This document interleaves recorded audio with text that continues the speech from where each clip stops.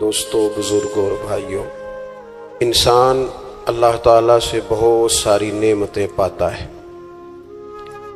لیکن انسانی مزاج یہ ہوتا ہے کہ جو چیز اس کے پاس موجود ہوتی ہے اس کی قدر نہیں کرتا، اور جو موجود نہیں ہوتی اس کا روز مطالبہ کرتا ہے۔ اللہ تبارک و تعالی اس کی ذات والی صفات بے نیاز ہے، اس کو ضرورت نہیں ہے لوگ اس کا شکر کریں یا اس کی تسبیح کریں یا اس کے لیے سجود کریں، وہ تو بے نیاز ہے۔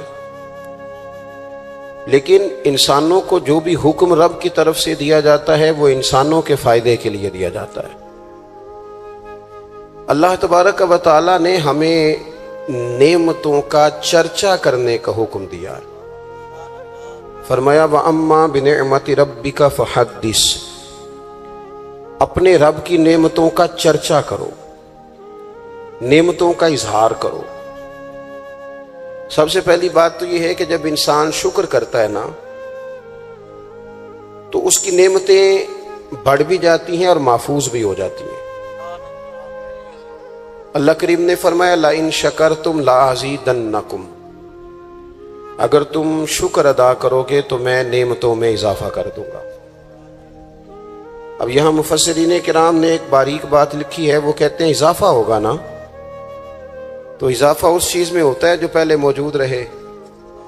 تو شکر کرنے کے دو فائدے ہوئے کہ پچھلی نعمت محفوظ ہو جائے گی اور مزید رب کریم اس میں اضافہ فرما دے گا۔ شکر کا مزاج کرنے سے، پیدا کرنے سے انسان، پہلا فائدہ یہ ہوتا ہے کہ نعمتیں محفوظ ہوتی ہیں، ان میں اضافہ ہوتا ہے۔ دوسرا فائدہ یہ ہوتا ہے کہ جب آپ نعمتوں کا شکر ادا کرتے ہیں تو رب سے جڑتے ہیں، اللہ سے تعلق مضبوط ہوتا ہے۔ نعمتیں چونکہ رب کریم دیتا ہے، اور جب بندے اپنے مالک کا شکریہ ادا کرتے ہیں تو گویا وہ اپنے رب کی بارگاہ کے اندر عرض کرتے ہیں کہ مالک تو نے بڑی کرم نوازیاں فرما دی ہیں۔ تو اللہ کی بارگاہ کے قریب ہونے کا ایک ذریعہ شکر بھی ہے۔ تیسری بات، نعمتوں کا ذکر انسان کو سکون دیتا ہے۔ نعمتوں پر شکر کرنے سے انسان کا دل ٹھنڈا ہوتا ہے۔ جب ہم شکریہ ادا نہیں نہ کرتے تو پھر ظاہر ہے ہم خواہشات کرتے ہیں، میرے پاس یہ نہیں ہے، میرے پاس وہ نہیں ہے، مجھے فلاں چیز مل جاتی تو کیا ہی اچھا ہوتا، دیکھو فلاں کے پاس فلاں چیز ہے، میرے پاس نہیں۔ یہ جتنی بھی چیزیں ہیں نا یہ بے چینی پیدا کرتی ہیں۔ ان باتوں سے انسان کی طبیعت میں تلخیاں پیدا ہوتی ہیں۔ یہ چیزیں اس کے لیے ہمیشہ تکلیف کا سامان ہوتی ہیں، چونکہ وہ بار بار جب یہ کہتا جاتا ہے تو مزاج شکوے والا بن جاتا ہے۔ شکوہ ہمیشہ تکلیف دیتا ہے اور شکر ہمیشہ سکون دیتا ہے۔ کوئی جتنے زیادہ شکوے کرے گا اتنا زیادہ الجھ جائے گا، اور جتنا زیادہ شکریہ ادا کرے گا اتنا زیادہ مطمئن ہوتا جائے گا۔ اس لیے نبی پاک صلی اللہ تعالی علیہ وسلم نے فرمایا مومن ہر حال میں خیر میں ہے۔ یا رسول اللہ کس طرح؟ فرمایا مصیبت آئے تو صبر کر کے رب سے اجر لے لیتا ہے، اور نعمت ملے تو شکر کر کے اپنے رب سے اجر لے لیتا ہے۔ نعمتوں کا شکر بڑا ضروری کام ہے۔ اچھا، ہم نعمتوں کا شکر چونکہ ادا نہیں کرتے الا ماشاء اللہ، تو پھر معاشرے میں ماحول اس طرح کا پیدا ہوتا ہے کہ ہم جہاں ہم ہوتے ہیں وہ جگہ ہمیں سکون والی نہیں لگتی، اور جہاں کوئی اور ہوتا ہے وہ ہمیں بڑا اچھا لگتا ہے۔ کیوں؟ کہ مزاج شکر والا نہیں، طبیعت شکوے والی ہے۔ او بھائی، جہاں میں بیٹھا ہوں، جس جگہ آپ سیٹ پر بیٹھتے ہیں، جس شعبے سے آپ کا تعلق ہے، جس جگہ آپ ڈیوٹی کرتے ہیں، یہ ہم اپنی مرضی سے تھوڑی بیٹھے، یہ تو اللہ رسول کے بٹھائے بیٹھے ہیں۔ تو جو جگہ اللہ رسول نے میرے لیے پسند کیا ہے مجھے بھی تو پسند ہونی چاہیے نا۔ میں اکثر کہتا ہوں کہ جو خاندان رب نے چاہا اس میں مجھے پیدا کیا نا۔ بندے کی چوائس تو نہیں نہ ہوتی کہ یا اللہ مجھے فلانے قبیلے میں پیدا کر دے، خالص عطیہ الہی ہے نا۔ تو جو دادا جی اللہ نے میرے لیے پسند کیے ہیں مجھے خود بھی تو ان کو پسند کرنا چاہیے نا۔ جو چاچا جان، جو ماموں جان، جو ننہال ددیال والے اللہ نے میرے لیے پسند کیا، کس بات کا شکوہ کہ میرے فلانے رشتہ دار ٹھیک نہیں تو فلانے ٹھیک نہیں تو فلانا غلط ہے؟ یہ تو طبیعت کو بے چین کرنے والی بات۔ او بھائی بھائی رب کریم نے جو میرے لیے چاہا. میں اپنے دوستوں سے ایک بات اکثر کرتا ہوں, میں کہتا ہوں کہ زندگی میں سکون لینا ہے تو اپنی سوچ اس طرح کی بناؤ. میری سوچ اس طرح کی ہے کہ جس طرح کے ماں باپ اللہ نے مجھے دیے ہیں شاید کسی کو نہیں ملے, جس طرح کے استاد رب کریم نے مجھے دیے شفقت کرنے والے شاید کسی کو نہ ملے, جس طرح کے مرشد اللہ نے مجھے عطا فرمائے شاید کسی کو نہ ملے, جس طرح کے شاگرد اور جس طرح کے سالکین طریقت محبت کرنے والے دوست مرید احباب مجھے ملے کسی کو نہیں مل سکتے. آپ اپنی زندگی میں یہ مزاج پیدا کریں گے, چیزیں شکر لاتی ہیں زندگی میں, یہ شکر لاتی ہیں. اللہ کی جتنی بھی نعمتیں ہیں, جتنی بھی نعمتیں, دیکھیں نا حضرت سعدی شیرازی کوئی جوتا اٹھا کے لے گیا تھا مسجد سے, تو جوتا اٹھانے والے تو اٹھا ہی لیتے ہیں, اور موبائل لے جانے والے بھی موبائل ہے, لیکن موبائل لے کے جا سکتے ہیں, تعلقات نہیں لے کے جا سکتے. موبائل لے کے جا سکتے ہیں, آپ کی آواز چھین کے نہیں لے جا سکتے. وہ غلط فہمی کا شکار ہوتے ہیں کہ ایک چیز ہم نے لے لی, بھئی بہت ساری چیزیں آپ کی رسائی نہیں ہے, آپ جا ہی نہیں سکتے وہاں تک. بھائی حضرت سعدی شیرازی کا نا کوئی جوتا اٹھا کے لے گیا مسجد سے, تو آپ کا خادم کہنے لگا بڑا ہی بھائی کوئی نالائق آدمی ہے جو حضرت شیخ کا جوتا اٹھا کے لے گیا. تو حضرت ہنس پڑے, کہنے لگے جوتا ہی لے گیا, نہ کہیں پیر تو نہیں نہ لے کے گیا, پیر سلامت ہے تو اللہ تعالیٰ جوتا اور بھی عطا کرے گا. ہم نا یہ مزاج پیدا کر لیں تو زندگی میں شکر آ جائے, ٹھہراؤ آ جائے, سکون آ جائے. اللہ کی جتنی نعمتیں ہمارے پاس ہیں کبھی ایک ایک پہ غور کرو. صرف دانت میں درد ہو جائے تو سارا وجود تکلیف میں, صرف آنکھیں اگر تھوڑی اذیت میں آ جائے تو سارا وجود تکلیف میں. ایک بخار ہی چڑھ جاتا ہے نا, بچوں کو بھی بندہ قریب نہیں آنے دیتا, کوئی چیز اچھی نہیں لگتی. آپ کے پاس صحت ہے تو سب کچھ ہے, گھر, بچے, صحت, تندرستی, اور دنیا کی سب سے بڑی نعمت یہ ہے کہ رب صحت دے تو سجدے کی توفیق بھی دے. اللہ تعالیٰ شعور دے تو پھر مسجد آنے کا موقع بھی دے. یہ بہت بڑی مالک کی توفیق ہے. میرے عزیز یہ ساری نعمتیں ہیں, اور صحیح بخاری میں موجود ہے کہ رسول پاک علیہ السلام بھی اللہ کی نعمت ہے. لقد من اللہ علی المؤمنین اذ بعث فیہم رسولا. رب فرماتا ہے مومنو میں نے تمہارے اوپر احسان کیا ہے, تمہیں اپنا رسول عطا فرمایا ہے.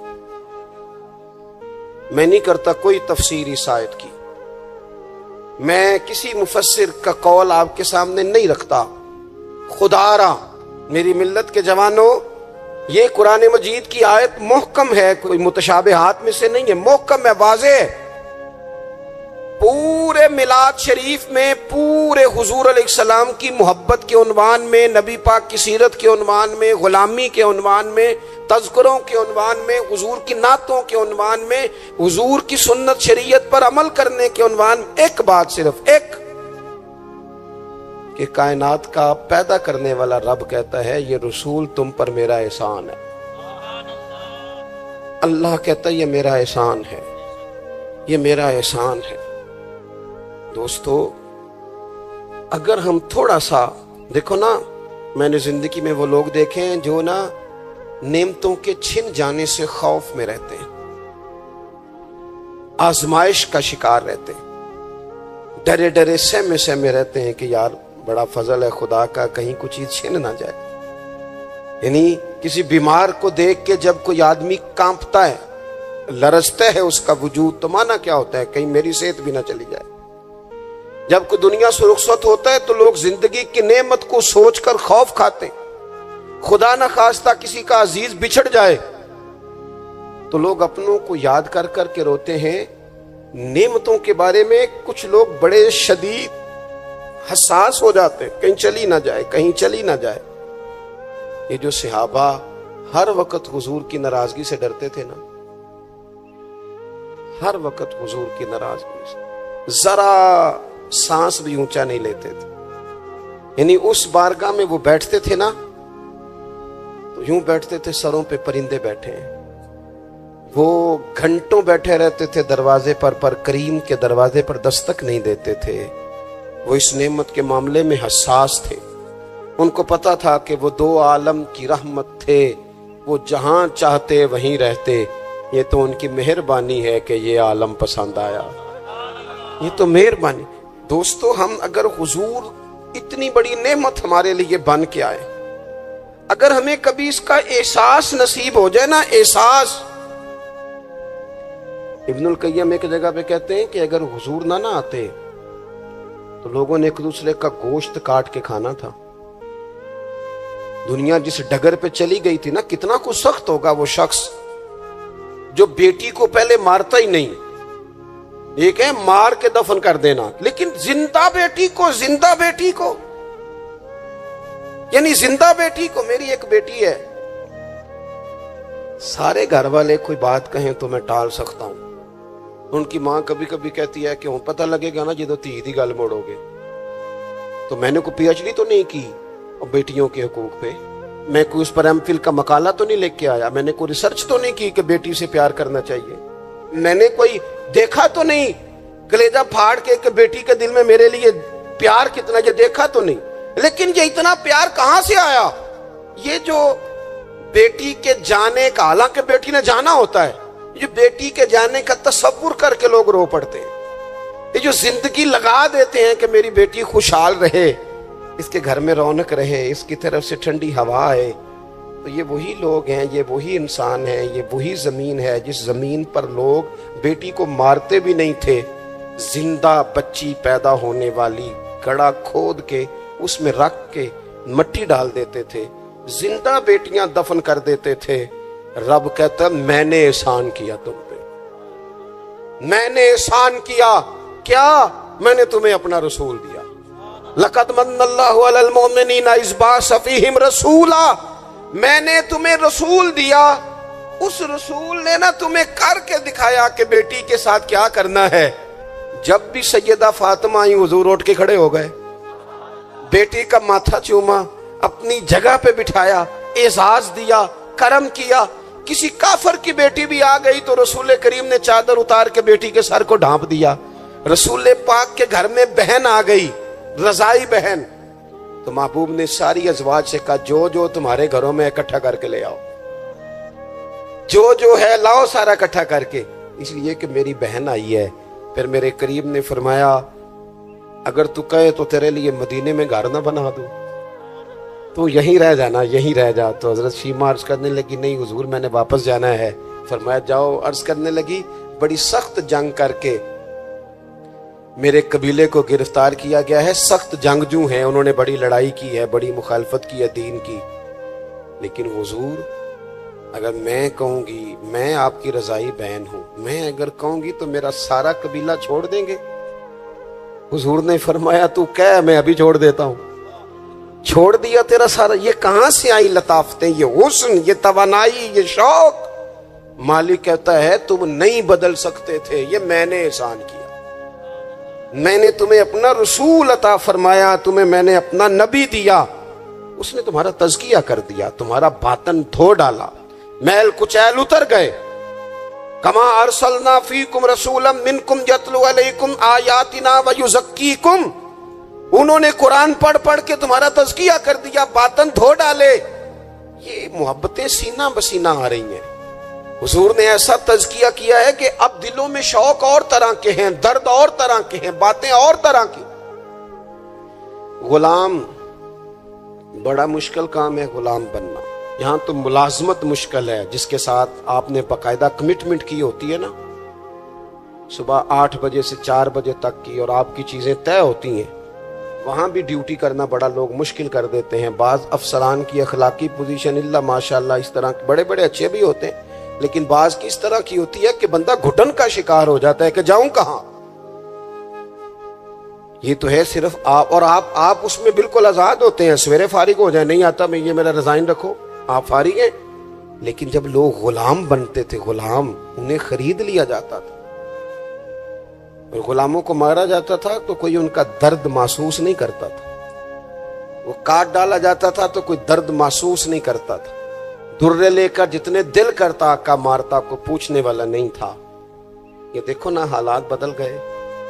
سیلاب تو آیا یہاں سے 5 گھنٹے کے فاصلے پر، لیکن یہاں میں نے لوگوں کو روتے دیکھا، آنکھوں میں آنسو دیکھے، بیٹیوں کو کہا، بیٹیاں کہنے لگی ہمارے جہیز کا سامان لے جاؤ، دے دو سیلاب والوں، مائیں کہنے لگیں کہ یہ بالیاں کس کام کی ہیں اگر حضور کی امت کے کام نہ آئیں، لے لو، میں نے خیرات کی۔ تڑپ گئے لوگ، وہ پردیس کاٹنے والے اوورسیز پاکستانی، وہاں بیٹھ کر انہوں نے کہا ہماری رقوم لو، تقسیم کرو ان لوگوں کے بیچ۔ یہ درد کہاں سے آیا؟ رب کہتا ہے میں نے احسان کیا ہے، تمہیں رسول عطا فرمایا، یہ میں نے احسان کیا ہے، تمہارے باطن پھیر دیے۔ کتنی کو نیکیاں کر سکتے ہیں ہم، ہمیں تو سونا بھی، ہمیں تو کھانا بھی، ہمیں تو سفر بھی کرنا، ہمیں تو گپ شپ بھی لگانی ہے۔ اور پچھلی امتوں کی عمریں کتنی ہوئی؟ 300 سال، 400 سال، 500 سال، 900 سال، کیسے کرتے نیکیاں، کس طرح پہنچتے؟ اور پھر کمال دیکھو، عمریں تھوڑی اور کنتم خیر امت، مل گئی ان سب کی امامت اس امت کو۔ مثلا یہ تھوڑی دیر دیکھو نا، کچھ چیزیں ایسی ہوتی ہیں جن سے ذرا 1 منٹ کے لیے اپنے آپ کو اکیلے کر کے بھی دیکھنا چاہیے۔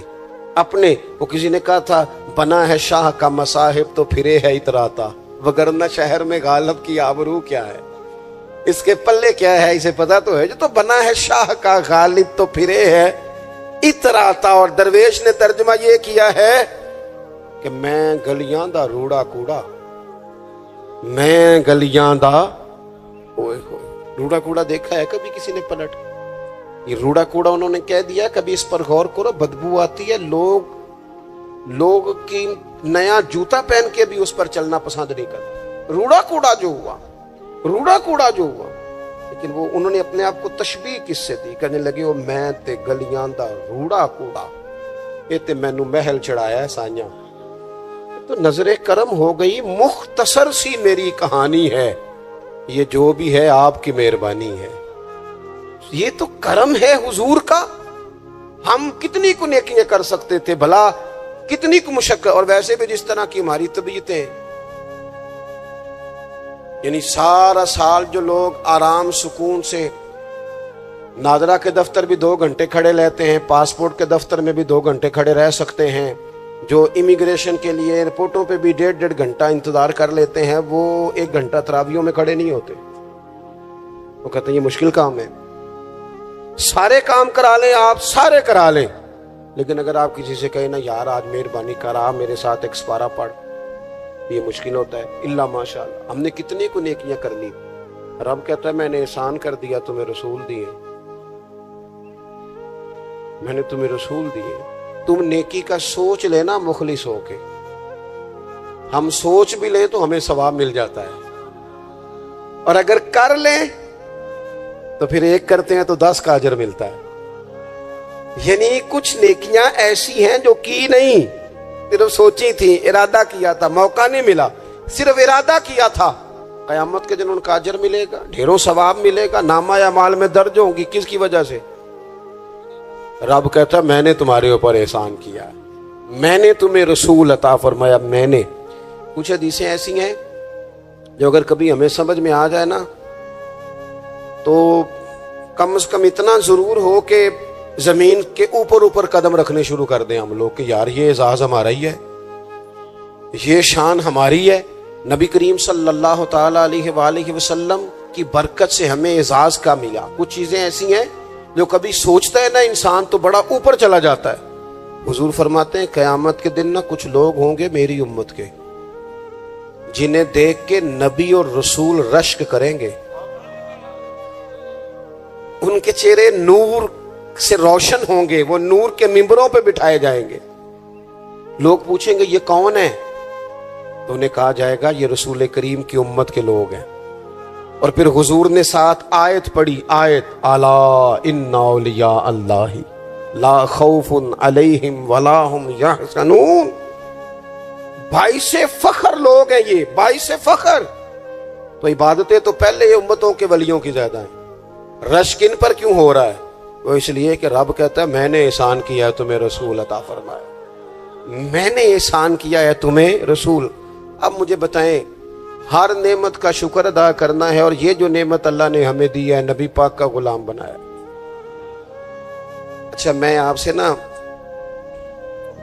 کسی کی بات نہیں کرتا، ایک مثال میں آپ کو ذاتی دیتا ہوں۔ میں آج ہی سوچ رہا تھا، مجھے نا بہت سارے لوگوں نے دیکھا ہوتا ہے کیمرے کی آنکھ سے، کسی نے یوٹیوب پہ دیکھ لیا، ٹی وی پہ دیکھ لیا، کسی اور جگہ دیکھ لیا۔ تو انسان کا نا ایک مزاج ہوتا ہے کہ جس چیز کو وہ کبھی کسی دیوار کے پردے کے پیچھے دیکھتا رہا ہے، وہ اچانک سامنے آ جائے تو کئی دفعہ بندہ پریشان بھی ہو جاتا ہے، کبھی کبھی بندہ پریشان بھی ہو جاتا ہے۔ میں نا، اتفاق کی بات ہے، میری زندگی کچھ زیادہ مصروف ہے۔ ایک دوست ایسے تھے جو مجھے نا کچھ 3-4 سال سے کہہ رہے تھے ٹائم دے دیں، ٹائم دے دیں، اور وہ ٹائم لینا چاہ رہے تھے۔ اپنے ان کے والد جو تھے وہ تھوڑے سے معذور تھے، تو کہہ رہے ابا جی کی بڑی خواہش ہے، کسی وجہ سے ٹائم بنتا نہیں تھا، سال 2-3 گزر گئے، بالآخر وقت بن گیا۔ میں ان کے گھر گیا محفل پہ۔ اب وہ مجھے اچانک دیکھ کے نا، تو حالت ان کی اس طرح کی ہو گئی کہ وہ جو کچھ بھی گھر میں موجود تھا نا، جو بھی، یعنی جو سالن کل کا پکا تھا وہ بھی لے آئے، وہ اٹھا، اچار بھی لے آئے۔ اب میں ان کی کیفیت دیکھ رہا ہوں۔ کچھ امیر لوگ بھی بڑا پیار کرتے ہیں، لیکن بعض اوقات غریبوں میں جذبات ذرا زیادہ ہوتے ہیں۔ کچھ غریبی تھی، کچھ وہ جذبات تھے، کچھ وہ شوق تھا، کچھ وہ درد تھا، کچھ وہ سمجھ نہیں آ رہی۔ تو میں نے ان کو تسلی دی، میں نے کہا بزرگوں آپ بلا وجہ پریشان ہو گئے، میں تو دیہاتی سا چھوٹا سا کسان کا بیٹا ہوں، سادہ سا بندہ ہوں، میرے لیے تو آپ نے ویسے آپ نے ٹی وی پہ دیکھا ہے تو آپ کو وہ تھوڑا عجیب لگ رہا ہے، ویسے آپ مطمئن رہیں، ایسی کوئی بات نہیں ہے۔ ان بزرگوں نے مجھے کہا کہ مولانا میں آپ کو 3-4-5 سالوں سے سن رہا ہوں، آپ کو میری کیفیت کا نہیں پتا، میرے پاس کوئی بھی چیز ہوتی تو آج بیچ دیتا، اور جتنی بھی اچھی آپ کی دعوت ہو سکتی تھی وہ میں کرتا۔ میں بزرگوں کی بات اپنے لہجے میں وہ کہہ رہے تھے، میں ان کی بات پر غور کرنے لگ گیا، اور میں نے دیر تک ان کی بات پر غور کیا۔ میں نے کہا میں بالکل کسی کام کا آدمی نہیں، بیکار آدمی ہوں، مجھے پتہ ہے اپنے آپ کا، من نانم کے من دانم۔ تو میرے لیے اگر کسی بندے کے یہ جذبات ایک بیکار آدمی کے لیے، تو پھر مدینے والے محبوب کے میلاد کے لیے ہمارے کیا جذبات ہونے چاہیے۔ وہ خواجہ غلام فرید صاحب نے نا ایک کافی لکھی ہے، مجھے ساری تو یاد نہیں، لیکن وہ کہتے ہیں کہ ایک باری لانگا تو میری جات ہے، پھر وہ اس میں بڑی باتیں گنواتے ہیں۔ وہ کہتے ہیں میں حضرت زلیخا تو 2 جوڑے دیتی تھی نا سیدنا یوسف علیہ السلام کو دن میں، ایک وہ پہن لیتے تھے، اترتا تھا تو وہ خیرات کر دیتی تھی، پھر دوسرا پیش کرتی تھی، وہ اترتا تھا خیرات کر دیتی۔ کہتے حضور اگر آپ آئیں تو میں ایک دن میں 100 پیش کروں گا۔ اور ساتھ کہتے ہیں کہ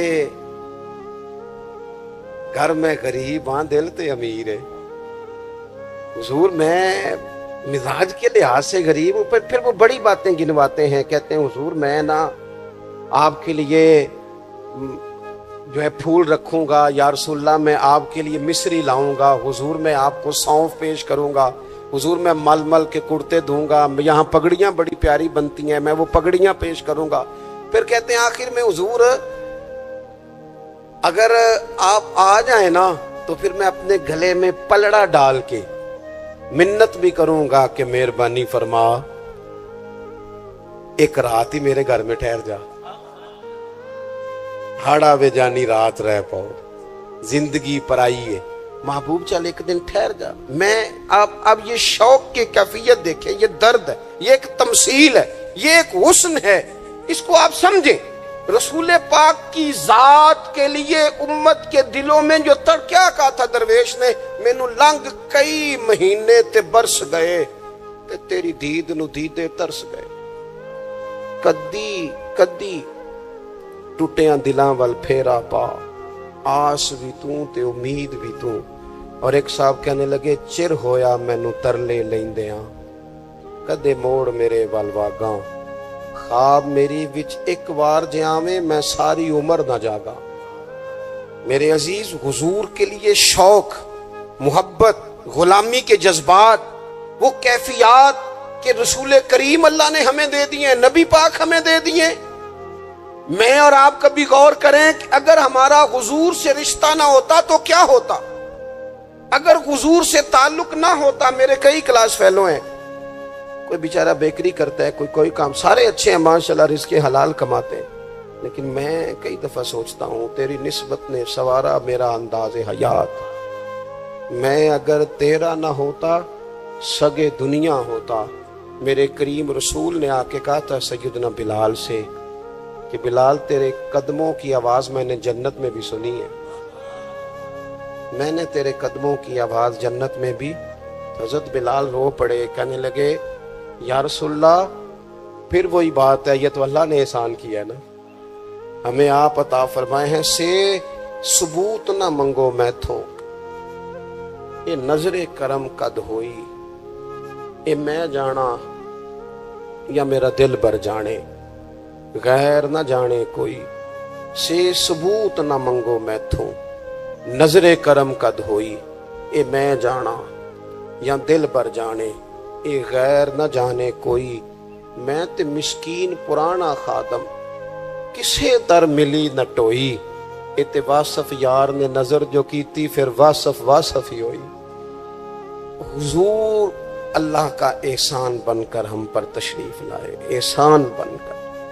ہمارے چمن میں جتنی بہاریں ہیں یہ سب حضور کی ہیں, ہمارے گھروں میں جتنی روشنی ہے یہ سب حضور کی ہے, ہمارے دلوں میں جتنی ایک دوسرے کے لیے محبت ہے یہ سب حضور کا صدقہ ہے, ہم جتنا آپس میں جڑے ہوئے ہیں یہ سب کریم کا صدقہ ہے, ہماری دنیا میں جتنی سعادتیں ہیں, جتنی برکتیں ہیں, جتنی عزتیں ہیں, جتنی نعمتیں ہیں, یہ سب حضور کا صدقہ ہے, یہ سب رسول پاک کا کرم ہے.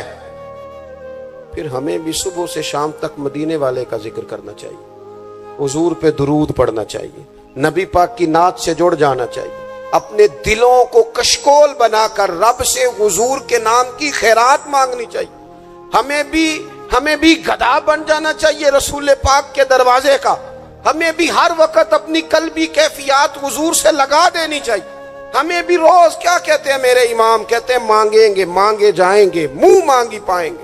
سرکار میں نہ لا ہے نہ حاجت اگر کی ہے, کہتے ہیں لب واں ہیں آنکھیں بند ہیں پھیلی ہیں جھولیاں, کتنی مزے کی بھیک تیرے پاک در کی ہے, کتنی مزے کی بھیک تیرے پاک در کی. اپنا تعلق حضور سے جوڑیں. اللہ کی بارگاہ میں دعا کرتا ہوں اللہ تعالیٰ رسول کائنات کی سچی محبت عطا فرمائے.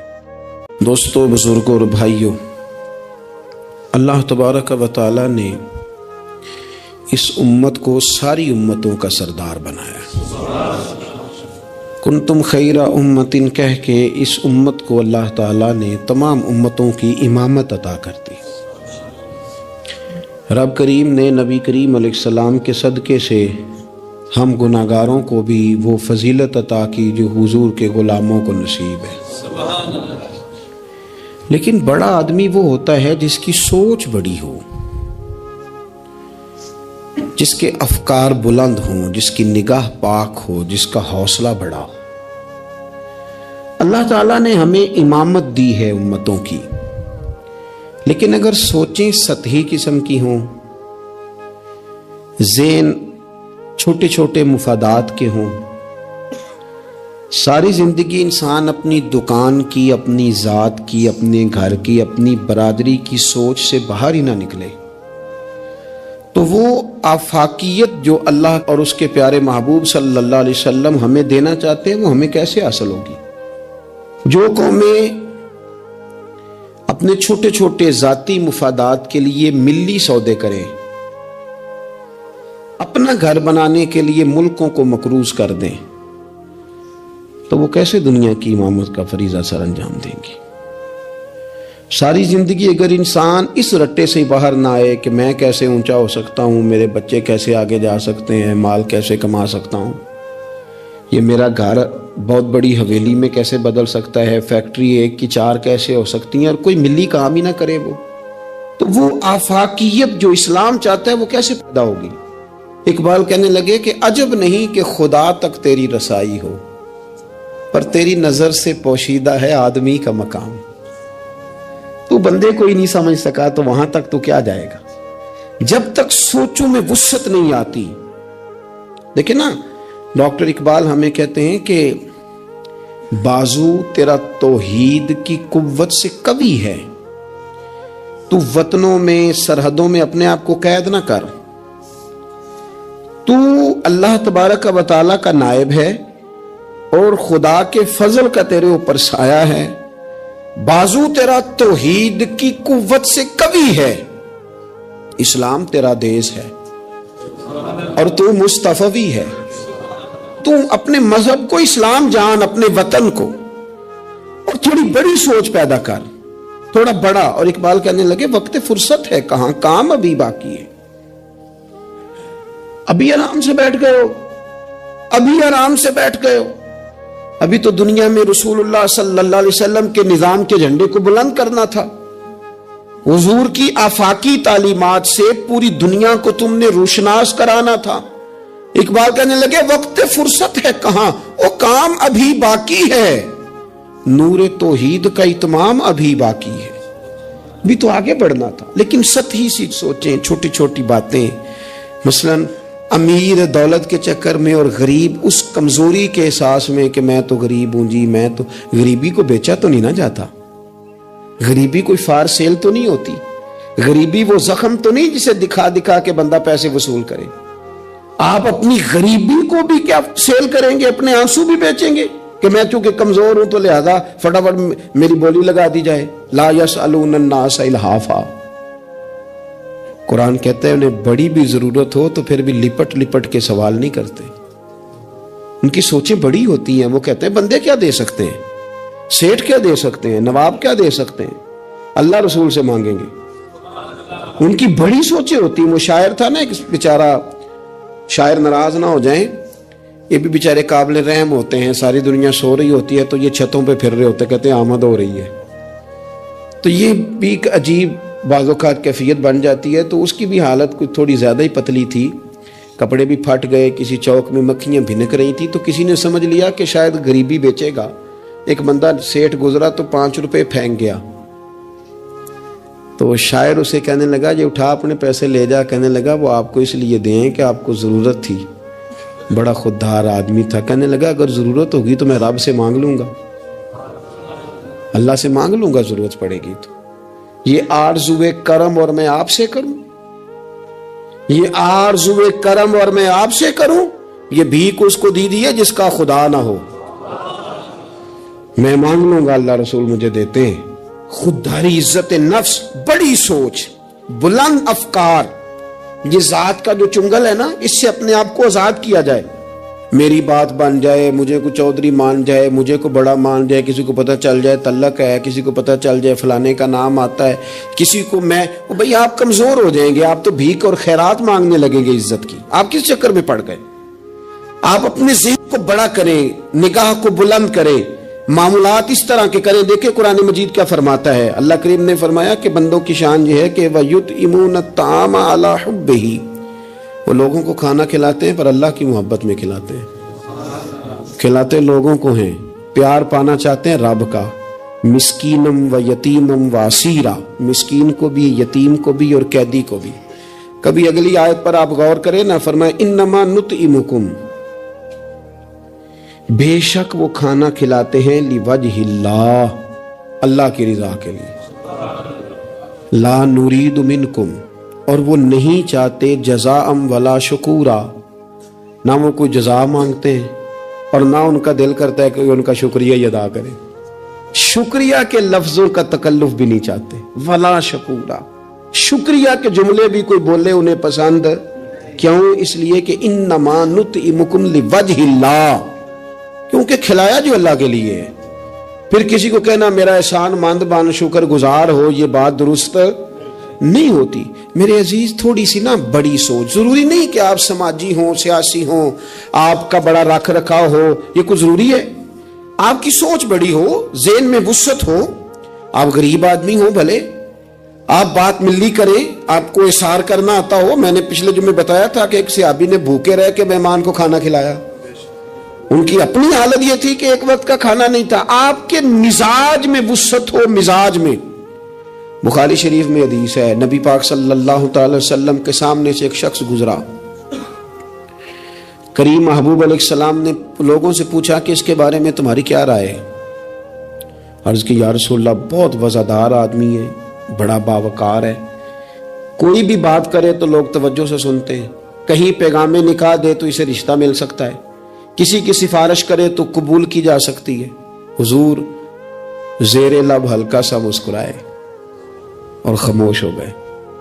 بڑے بڑے سیاسی سماجی لوگ ہوتے ہیں نا شہروں میں، وہ بیچارے مطلب ان کا بس نہیں چلتا، کسی کی منت کریں کہ کہہ 2 دفعہ مجھے چودھری صاحب، گزارش کریں، کسی کا ترلا کریں کہ مہربانی کر 2 دفعہ کہہ دے میں بڑا آدمی ہوں، بول دے صحیح۔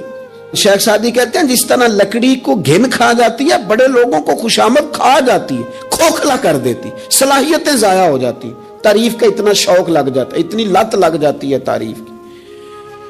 تو حضور خاموش ہو گئے۔ تھوڑی دیر کے بعد ایک غریب آدمی گزرا، یہ بخاری ہے۔ نبی کریم صلی اللہ علیہ وسلم نے فرمایا اس کے بارے میں تمہارا کیا خیال ہے؟ عرض کی یا رسول اللہ یہ تو غریب آدمی ہے، سادہ آدمی ہے، یہ کوئی بات کرے تو لوگ توجہ سے سنے نہ، پیغام نکاح دے تو کوئی اسے رشتہ بھی نہ دے، اور حضور یہ سفارش کرے تو قبول بھی نہ ہو۔ ایک بندہ پہلے گزر گیا جس کے بارے میں یہ تھا کہ بڑا جناب، لوگ اس کو جانتے ہیں، اس کی بات سنی جاتی، سفارش مانی جاتی، پیغام نکاح دے تو رشتے ملتے۔ اس کے بارے میں بالکل دوسرا مترادف اور الٹ تبصرہ کیا گیا، یا رسول اللہ یہ غریب آدمی ہے، اس کی وہ وضاحت نہیں۔ اب نتیجہ حضور نے بیان کرنا تھا، رزلٹ نبی پاک نے دینا تھا۔ حضور فرمانے لگے وہ جو تم نے کہا نا کہ بڑا وضاحت ہے اور سفارشیں مانی جائیں اور پیغام نکاح قبول کیے جائیں، فرمایا اس طرح کے بندوں سے زمین ساری بھر بھی جائے تو پھر بھی یہ جو غریب گزرا ہے نا، یہ ان سب بندوں سے زیادہ افضل ہے۔ آپ کا کیا خیال ہے کہ نام کی تختیاں زیادہ لگی ہوں تو بندے کا روب زیادہ ہے، اس نے بڑے افتتاح کیے ہوں تو اس کا روب زیادہ ہے؟ تو میرے عزیز، آپ بڑی سوچ، وسعت والی، بڑا کلیجہ، بڑا حوصلہ، نبی پاک صلی اللہ تعالی علیہ وسلم نا بڑی باتیں ارشاد فرماتے تھے۔ حضور کی کوئی ایک حدیث بھی، کبھی ایک حدیث پر بھی غور کرو گے تو عالمی سوچ ملے گی آپ کو، آفاقی بات، اس میں دنیا کی ساری حکمتیں پنہا نظر آئیں گی آپ کو۔ لیکن مسلمان اپنی گلی سے باہر نہیں آتا، اپنی برادری سے باہر نہیں آتا، اس کو یوں لگتا ہے کہ میرے گھر پیسے آ گئے نا، ایسی ہوا چلی ہے کہ ہر شخص سوچتا ہے اور تمام شہر جلے، بس ایک میرا گھر نہ جلے۔ حالانکہ سارے جل گئے تو کس کے ساتھ زندہ رہے گا؟ بستیاں اجڑ گئی تو کدھر جائے گا؟ آپ اپنی مزاجوں کے اندر وہ وسعت لائیں، وہ بڑائی پیدا کریں۔ اٹھ باندھ کمر کیوں ڈرتا ہے، پھر دیکھ خدا کیا کرتا ہے۔ درویش نے لکھا ہے، وہ کہتے ہیں ایک شخص نے نا، بس تمثیل سمجھانے کے لیے ہوتی ہے نا مثالیں، ایک شخص کسی چیز کی تلاش میں تھا، وہ چیز پہاڑوں پہ ملتی تھی، پہلے بھی کئی لوگ گر گئے، سمجھ لیں کوئی پھل تھا، کوئی جڑی بوٹی تھی، کوئی چیز تھی، پہاڑ بڑا اونچا تھا، وہاں سے ملنی تھی، یہ بھی گیا اس کی تلاش میں۔ تو یہ جب ایک پہاڑ پہ چڑھا تو ڈھلان تھی، پاؤں پھسل رہے تھے، اس نے ہمت نہیں آ رہی، اس نے نا کدال پکڑا، سامان پکڑا لوہا کاٹنے کا، اس نے وہ پہاڑ کاٹ کے تو وہاں 50-60 سیڑھیاں بنائی۔ پھر اگلے پہاڑ پہ گیا تو وہاں بھی پیر پھسلتے تھے، ڈھلان تھی، چڑھا نہیں جا سکتا، اس کو بھی کاٹا، 50-60 سیڑھیاں بنائی۔ تیسری پہ گیا تو اس کو بھی کاٹا، سیڑھیاں بنائی۔ اب بڑے زمانے لگ گئے، کمزور ہو گیا، بوڑھا ہو گیا، موت کا وقت آ گیا۔ کسی پوچھنے والے نے کہا کہ تجھے ملا کیا؟ 3 پہاڑ کاٹ کے تو نے سیڑھیاں بنائی، تو پہنچ سکا نہیں، ملا کیا؟ کہنے لگا تمہیں پتہ ہی نہیں میں کامیاب کتنا ہوا ہوں، میں نے اکیلے نے وہ چیز نہیں پانی تھی، اس کو پورے شہر کی ضرورت تھی، جہاں تک میں نے بنا دیا ہے نا، اب جو سفر شروع کرے گا اسے اگلا سفر شروع کرے گا۔ او میں نے 3 سیڑھیاں تو زندگی میں بنا دی ہیں نا، 3 تو میں نے بنائی ہیں، اب جو سفر شروع کرے گا وہ اس سے، اور میں کامیاب ہو کے جا رہا ہوں، میں نے اپنے حصے کا کام کر دیا، میں یہی کر سکتا تھا، یہی مالی دا کم پانی دینا، او تے پر پر مشکاں پاوے، اگوں خالق دا کم پھل پھل لانا، لاوے یا نہ لاوے تو ڈیوٹی تو کرنا، اپنی تو ڈیوٹی نہیں کرتا۔ ایک بابا جی بوڑھے تھے، ہاتھ کانپ رہے تھے، ہاتھ تو درخت لگا رہے تھے، ایک سیانا بندہ گزرا، اس نے کہا بابا جی نہ آپ نے پھل کھانا ہے، اتنی محنت کی کیا ضرورت ہے؟ وہ کہنے لگا پتر ہمارے پچھلوں نے لگائے تھے نا، ان کے پھل ہم نے کھائے ہیں، ہم سوچتے ہیں کہ ہم خود غرض نہ مر جائیں، ہم بھی کوئی پھل لگا دیں، چلو آنے والی نسلیں ہی کھا لیں گی۔ میں اگلی نسل کا سوچ رہا ہوں. بھائی ملی سوچے، قومی. آپ کچھ تو کر جائیں ایسا کہ پھر آنے والوں کو صفر سے نہ شروع کرنا پڑے. کوئی تو ایسی منزل ہو، کوئی تو ایسا رستہ ہو، کچھ تو آپ بنا کے دے جائیں، کچھ تو آپ کر جائیں. امام بخاری ہمیں بخاری بنا کے دے گئے. انہوں نے کہا لو میں تمہیں حضور کی سیدی سے جمع کر کے دے رہا ہوں، اب تشریح کرتے رہنا، اب پڑھتے رہنا، قیامت تک سناتے رہنا. لیکن وہ ہمارا یہ والا سفر انہوں نے ختم کر دیا کہ ہم جائیں، جا کے حدیث تلاش کریں، ڈھونڈ کے لائیں، اس کی صحت پر بحث کریں. او بھائی ہمارے بزرگوں نے جتنا کام کیا نا، ہمارے اسفار آسان کیے. ہمیں کچھ ملی کرنا چاہیے. باتیں میں نے کہا سمجھانے کے لیے ہوتی ہیں. جب صحابہ مدائن کی جنگ میں تھے نا، تو وہاں مال غنیمت کٹھا ہو رہا تھا. تو ایک صحابی بہت سارا مال غنیمت ان کے ہاتھ آیا، تو وہ سارا لے کے آئے، پر چہرے پہ کپڑا تھا، چہرے پہ کپڑا تھا. انہوں نے لا کے وہ مال غنیمت دیا. واپس جانے لگے تو لوگوں نے پوچھا یار تم اتنا مال لے آئے ہو، تم رکھ بھی سکتے تھے، ہمیں کیا پتا تھا تمہارے پاس ہے، تو نام ہی بتا دو. تو کہنے لگے نام بتاؤں گا تو کیا کرو گے، تعریف ہی کرو گے نا.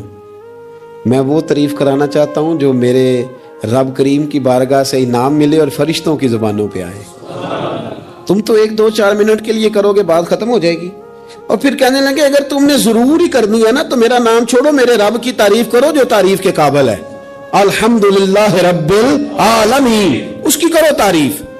تمہیں میں کیوں نام بتاؤں؟ کہتے وہ چلے گئے صحابی چھوڑ کے. تو لوگوں کو اتنا تجسس ہوا کہ کوئی پیچھا کر رہا ہے، کوئی ان کے دوستوں سے پوچھ رہا ہے، کوئی ان کے قبیلے سے پوچھ رہا ہے. جب وہ سارے لوگ گھوم رہے تھے نا، اللہ اکبر، تو صحابی سے لوگوں نے کہا کہ آپ کے پیچھے تو لوگ لگ گئے ہیں. کہنے لگے دیکھ لو، پھر اگر میں نے اپنی تعریفیں کو روکی تھی تو میرے رب نے جگہ جگہ میری تعریفیں کرا دی، جگہ جگہ. اور میرے دل میں ابھی بھی نہیں ہے کہ میری تعریف کی جائے. تعریف اس رب کی ہونی چاہیے جو تعریف کے لائق ہے. ہم نا سطحی سوچے پیدا کرتے ہیں، سطحی. صاحب نے ایک جگہ پہ لکھا ہے، اس نے کہا یہ جہاں آج منگلا ڈیم ہے نا، یہاں پہلے میرپور شہر ہوتا تھا. اصل ایک جنگ میں جب یہ تباہ ہوا نا تو بڑا درد تھا شہر کے پرانے لوگوں میں کہ ہمارا شہر پھر سے آباد ہو جائے. کہتے ہیں میری ڈیوٹی تھی، ایک افسر میرے ساتھ اور تھا، جیپ میں جا رہے تھے. ایک بوڑھا آدمی، اس کی بیوی ساتھ، گدھے پہ 2 بوریاں رکھ کے گزر رہا ہے. ہمارا گاڑی قریب سے گزرنے لگی تو ہاتھ دے کے کہنے لگا پتر بیت المال کدھر ہے جہاں مال جمع کراتے ہیں؟ حکومت کی وزارت خزانہ کا دفتر کہاں ہے؟ کہتے میں نے بوڑھے کو دیکھا اور اس کی بیوی کو دیکھا، دونوں، ایک نے اس طرف سے بوری پکڑی ہے، ایک نے اس طرف سے، گدھا چل رہا ہے. میں نے ان سے کہا بابا کدھر جا رہے ہو اور یہ کیا ہے؟ کہنے لگے پتر ہمارا شہر تباہ ہو گیا ہے. تو میں نے اور میری بیوی نے کئی مہینے لگا کے ملبہ صاف کر کے چاندی اور سونا جمع کیا ہے. یہ 2 بوریوں میں بھرا ہے پتر، صحیح نظر بھی نہیں آتا. یہ پہنچانا ہے ذرا بیت المال میں تاکہ ہمارا شہر پھر سے بن جائے، حکومت کے خزانے میں پیسے آئیں، یہ بستیاں پھر سے آباد ہو جائیں. ہمارے بزرگوں کی، ہمارے بڑوں کی یہاں قبریں ہیں، یہ شہر بستا رہے، ہنستا رہے، لوگ یہاں آتے رہے، کوئی ہماری قبروں پہ. کہتے میں نے بابے کے ہاتھ دیکھے تو چھالے سے بھرے ہوئے، اس کے کپڑے دیکھے تو پھٹے ہوئے، بوری سونے کی بھری ہوئی. کہتے میں رو پڑا. میں نے کہا تیرے قربان جاؤں، تو نے اتنی محنت کی ہے گھر بنانے کے لیے نہیں، شہر بسانے کے لیے. او بھائی کوئی شہر بسانے کو بھی تو محنت کرے نا، کوئی ملک بنانے کو بھی تو محنت کرے نا، کوئی دین کے آفاقی پیغام اور آفاقی قدروں کی بحالی کے لیے بھی کوشش کرے نا. سطحی سوچیں، تمام شہر جلے بس ایک میرا گھر نہ جلے. کوئی ایسا کام، کوئی ایسا معاملہ، کوئی ایسی چیز جو آفاقی ہو، جو بڑی ہو. آپ کی سوچیں اگر تھوڑی سی بھی وسعت پیدا کر دیں تو اللہ تعالیٰ اس میں آپ کے لیے برکت پیدا کر دیتا ہے. آپ تھوڑا سا ذوق پیدا کریں، تھوڑا سا. میرے اسا فرمایا کرتے تھے مدرسوں کے بچوں سے پیار کرتے رہنا، خدا اپنے بچوں پہ ویسے ہی رحمت کرتا رہے گا. کسی غریب کی اشکشوئی کرتے رہنا، گھر کا چراغ خود بخود ہی جلتا رہے گا. سوچیں چھوٹی ہیں، سطحی ہیں، ہمارا مفاد چھوٹا ہے، ہم اس کے اندر وسعت لانے کو تیار نہیں ہوتے، چھوٹا لالچ برپا کرتے ہیں، حضور بڑی سوچ دیتے. سراقہ بن مالک کہتے ہیں کہ ابو جہل نے کہا کہ 100 سرخ اونٹ ملیں گے جو حضور کو معاذ اللہ گرفتار کرے گا. میں 100 سرخ اونٹوں کے لالچ میں گیا اور میں حضور تک پہنچ گیا. وہ تو حضور نے حکم دیا تو زمین نے میرے گھوڑے کے پیر پکڑ لیے, اندر دھستے چلے جا رہے تھے. کہتے ہیں میں نے کہا کہ حضور میں 100 سرخ اونٹ کے لالچ میں آیا ہوں. اس زمانے میں سب سے بڑی سلطنت کیسر روم کی تھی, اور اس کی جو شے سب سے زیادہ مشہور تھی وہ سونے کے کنگن تھے. ظاہری طور پر بڑا بادشاہ اور بڑی چیز ہاتھوں میں. آپ خاص غور کریں میں کیا کہنے لگا ہوں. او سنگیو, وہ کہتے ہیں میں آیا تھا 100 سرخ اونٹ کے لیے. تو حضور مجھے فرمانے لگے تو 100 سرخ اونٹ کے پیچھے میں ہے اور میں تیرے ہاتھوں میں کسرا کے کنگن دیکھ رہا ہوں. او بھائی اس سے باہر نکل, اب تو 100 سرخ اونٹوں سے, یہ بھی کوئی بات ہے؟ اتنا چھوٹا مفاد رکھنے کا کیا مطلب ہو؟ آپ اپنی زندگی میں بڑی اور آفاقی سوچ پیدا کریں. امام غزالی کہتے ہیں تو بانٹنے کا ذہن تو بنا, خدا تجھے بانٹنے کی توفیق بھی عطا کر دے گا. ذوق تو پیدا کر, لیکن نہیں. چھوٹی چھوٹی باتیں, تھکی تھکی باتیں, کچی کچی باتیں, کمزور کمزور سہمے سہمے سے لوگ. او حالات کے سہمے ہوئے لوگوں کو بتا دو حالات بدل جاتے ہیں, کوئی ایک جیسے نہیں رہتے. ہر وقت کمزور بات کرنی اور ہر وقت جناب انداز. حضرت سیدنا امام زین العابدین بڑا بانٹا, انہوں نے سوچ بہت بڑی تھی. یعنی آفاقی مزاج کے لوگ, اونچے قد کا مزاج, اونچے رویے. ایک بندہ آپ کے پاس آیا تو اس نے آ کے کہا حضور میں بھوکا ہوں, مجھے کھانا چاہیے. تو امام صاحب نا اونچی اونچی آواز میں رونے لگ گئے, رو پڑے, درد کے ساتھ روئے. پھر گھر گئے, کھانا تھیلے میں باندھ کے سامان لائے اور لا کے نا دیوار کے ساتھ رکھ دیا. اس کو بلایا, کہنے لگے فلانی دیوار کے ساتھ میں نے کھانا رکھا, اٹھا کے لے جا. آپ کے صاحبزادے کہنے لگے ابا جی ایک تو رونا آپ کا میری سمجھ میں نہیں آیا, لوگ سوال کر ہی لیتے ہیں, اور پھر یہ کہ آپ نے دیوار کے ساتھ رکھا تھا اسے دے دینے میں کیا حرج تھا. تو امام صاحب فرمانے لگے پتر رویا اس لیے ہوں کہ یار وہ بھوکا تھا اور مجھے پتہ ہی نہیں تھا. پتہ نہیں کتنی بھوک سہ کہ اسے کہنا پڑا ہے. درد آیا ہے کہ خدا سوال کرے گا کہ تیرے پڑوس میں بندہ بھوکا تھا, اس گلی میں بھوکا تھا, تجھے پتہ ہی کوئی نہیں تھا. رو پڑا ہوں کہ مجھے خبر ہونی چاہیے تھی. اور وہاں اس لیے رکھا ہے کہ ہمیشہ لینے والا ہاتھ دینے والے ہاتھ سے چھوٹا ہوتا ہے. لینے والا ہاتھ نیچے ہوتا ہے, دینے والا اوپر ہوتا ہے. آپ فرماتے ہیں میری طبیعت نہیں مانتی کہ کسی مومن کا ہاتھ میرے ہاتھ کے نیچے آئے. یہ سارے ہاتھ شانوں والے ہیں, لہذا میں ہاتھ سے پکڑاتا ہی نہیں. میں کسی کی نظر کیوں جھکاؤں, کیوں کسی کو اس طرح کا کروں کہ اس کی نظریں جھک جائے میرے سامنے کہ مجھے اس نے دیا ہے اور وہ شکر گزار بنے. میں یہ کام, اس کسی نے کہا تھا نا کہ یوں تو ہر ایک کو شیطان سے ڈر لگتا ہے, اور مجھ کو اس دور کے کچھ انسانوں سے ڈر لگتا ہے, اور جس کی ہر بات میں پوشیدہ ہو نشتر کی چبھن, ایسے ہر صاحب احسان سے ڈر لگتا ہے. اس نے احسان کر کے پھر نشتر چبھونے, اس سے ڈر آتا. فرمایا میں نہیں چاہتا. اتنی بڑی سوچیں جب لوگوں کی ہوتی ہیں تو پھر میرے بھائی انداز اور ہوتے ہیں. کچھ لوگ ایسے ہوتے ہیں کہ وہ پہلے قوم کا درد رکھتے ہیں, لیکن پھر جب انہیں دولت مل جاتی ہے, کوئی عہدہ مل جاتا ہے, پھر اس طرح کے نہیں رہتے. بعض لوگ پہلے نیک ہوتے ہیں, بڑے پرہیزگار ہوتے ہیں, غریبوں کا درد رکھتے ہیں, ان کی سوچیں سلجھ, پھر ان کو عہدہ مل جاتا ہے, پھر آہستہ آہستہ وہ کہنے لگ جاتے ہیں سارا ٹھیک ہے جی, کدھر ہے مہنگائی, کچھ بھی نہیں. جب تک کرائے کی گاڑی میں سفر کرتا ہے تب تک تو وہ کہہ رہا ہوتا ہے کہ کتنا کرایہ بڑھا دیا آپ نے, 5 روپے اضافہ کر دیا. اور جب وہ اپنی گاڑی میں بیٹھے, پھر وہ جو بس کے پیچھے ہوتے ہیں وہ بیوقوف نظر آتے ہیں. کیا ہوں, اب تو اس کے پاس پجارو ہے, اس کو کیسے وہ لوگ اب بھلے نظر آئیں گے. لیکن وہ بھائی ابھی بھی ہیں کچھ گھر جہاں رات کو یہ ڈسکس ہوتی ہے کہ شادی آ گئی ہے ملتان, تو کرایہ کہاں سے پورا کرنا ہے, کرایہ تھوڑا ہے لہذا بچے رہنے دو, خود چلے جاتے ہیں, وہاں کچھ دینا دلانا بھی پڑے گا. ابھی بھی ہیں لوگ جو بیچارے ادھار پکڑ کے بیاہ پہ کرایہ لگاتے ہیں, لیکن جب سوچ کسی کی وہ رہتی نہیں. عبد الملک بن مروان بڑا نیک کہلاتا تھا, فقہا میں شمار ہوتا تھا, اتنی مسجد میں بیٹھ کے عبادت کرتا تھا کہ اس کو حمامت المسجد, مسجد کا کبوتر کہنے لگ گئے لوگ. لیکن پھر اس کے خلیفہ بننے کا اعلان ہوا. جس دن اعلان ہوا اس دن بھی مسجد میں بیٹھا تھا. پھر اس نے قرآن مجید رکھ کے نا الماری میں، تو کہنے لگا لگتا ہے اب میری اور قرآن کی جدائی ہونے لگی۔ پھر وہ یہی شخص تھا جس نے حجاج بن یوسف جیسا ظالم آدمی گورنر بنایا۔ یہ وہی تھا جس کے دور حکومت میں حضرت عبداللہ بن زبیر جیسے لوگ شہید کیے گئے۔ بس وہ کیفیت ہی نہیں رہی۔ منصب مل گیا، عہدہ مل گیا تو ختم ہو گئی بات۔ لیکن کچھ لوگ حضرت عمر بن عبدالعزیز کی طرح کے بھی آئے، اتنا قیمتی لباس پہنتے تھے کہ دنیا عش کر اٹھتی تھی، لیکن وہی عمر بن عبدالعزیز تھے کہ جب خلیفہ بنے تو پھر انہوں نے کہا اس طرح کا پہنوں گا جس طرح کا میری رعایا کا غریب آدمی پہنتا ہے۔ بیوی سے کہنے لگے مجھے رکھنا ہے کہ مال دولت رکھنا ہے؟ اس نے کہا آپ کو رکھنا ہے۔ وہ ایک خلیفہ کی بیوی، ایک بادشاہ کی بہن، ایک بادشاہ کی بیٹی تھی، پر سارے زیور خیرات کر دیے، غریبی کی زندگی گزاری۔ کچھ لوگ نہیں بدلتے، کچھ عہدہ آ گیا، مال آ گیا، روح بھی بدل گیا، کہانیاں ہی اور ہو گئیں۔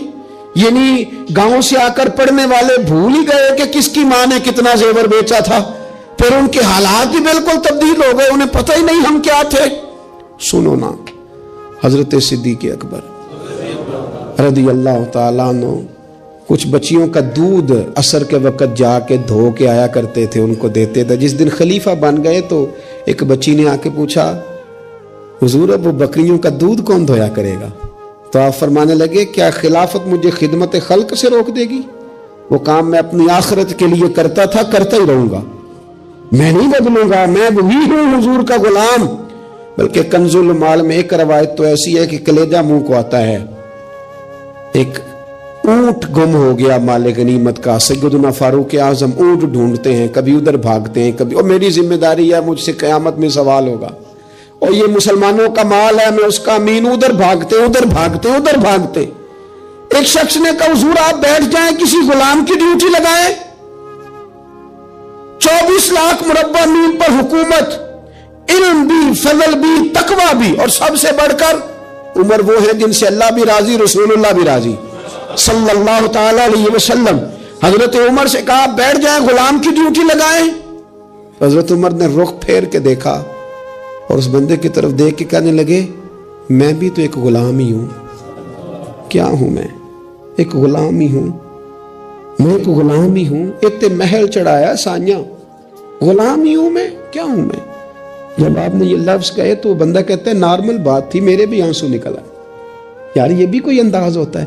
لیکن بھول گئے لوگ، اپنوں کو بھول گئے، اپنوں کو بھول گئے، اپنے قریبیوں کو بھول گئے۔ دولت آئی تو پھر وہ محلہ پسند نہ آیا، پھر گھر سوسائٹی میں بن گیا، پھر یار بدل گئے، پھر رشتہ داریاں بدل گئیں، پھر حالات اور ہو گئے۔ اپنی سوچیں بڑی کریں، ذہن بڑا کریں، اپنے اندر تغیر نہ لائیں۔ آپ آفاقی بن جائیں، ذہن بڑا ہو تو خدا عطا بھی بڑا ہی کرتا ہے۔ اللہ سمجھنے کی توفیق عطا فرمائے۔ آخر دعوانا اے میرے آقا کرنا حق تو میرا بھی ہے، رحمت کا تقاضا کرنا، مجھ پہ بھی چشم کرم۔ تو کسی کو بھی اٹھاتا نہیں اپنے در سے، تو کسی کو بھی اٹھاتا نہیں اپنے در سے، کہ تیری شان آقا، کہ تیری شان کے شایا نہیں ایسا کرنا، مجھ پہ بھی چشم کرم۔ یہ تیرا کام ہے اے آمنہ، کہ